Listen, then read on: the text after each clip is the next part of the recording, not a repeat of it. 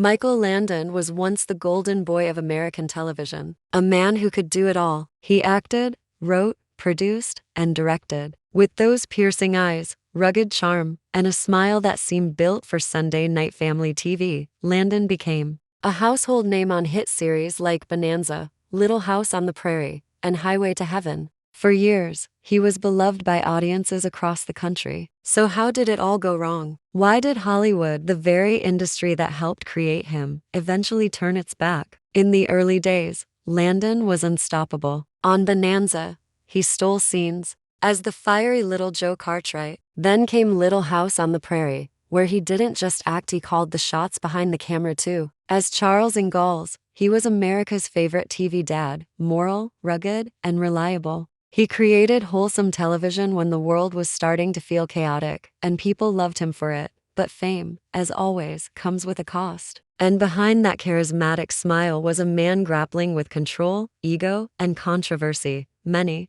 on set described Landon as a perfectionist. He ran a tight ship and had a specific vision for how things should look and feel. While that passion made his shows great, it also made working with him difficult. Some actors and crew members complained that he could be controlling and dismissive. He demanded loyalty, and those who challenged him were often pushed aside. In an industry built on collaboration, Landon's style didn't sit well with everyone. There were also personal choices that made Hollywood raise its eyebrows. Landon's very public affair with a much younger makeup artist while still married to his second wife became front-page news in the 1980s. For a man who built his career playing family men and moral leaders, this scandal tarnished his image. Audiences were shocked. His squeaky clean on-screen persona clashed sharply with his off-screen decisions, and for a while, fans didn't know what to believe. Landon tried to bounce back with Highway to Heaven, a show that saw him play an angel helping people find their way. It was deeply personal and heartfelt, and for a time,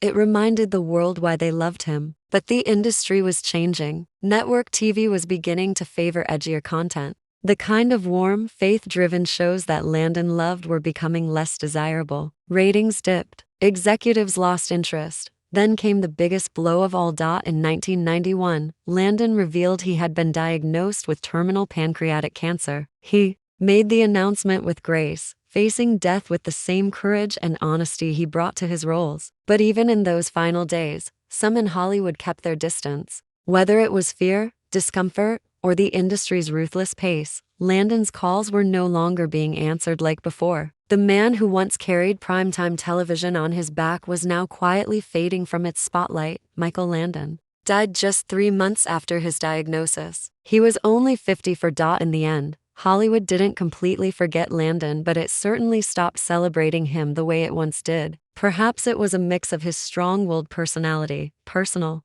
scandals, and the industry's relentless push for what's next. Or maybe he just didn't fit the mold anymore. But his story reminds us of something important. In Hollywood, fame is fleeting even for those who once seemed invincible. Today, younger generations may not know Landon's name, but his impact is everywhere. He helped define family television. He gave audiences stories about hope, faith, and resilience. And he did it while staying true to his vision, even if that meant making enemies along the way. Hollywood may have turned its back on Michael Landon, but the millions of fans he touched, they never did, and they never will.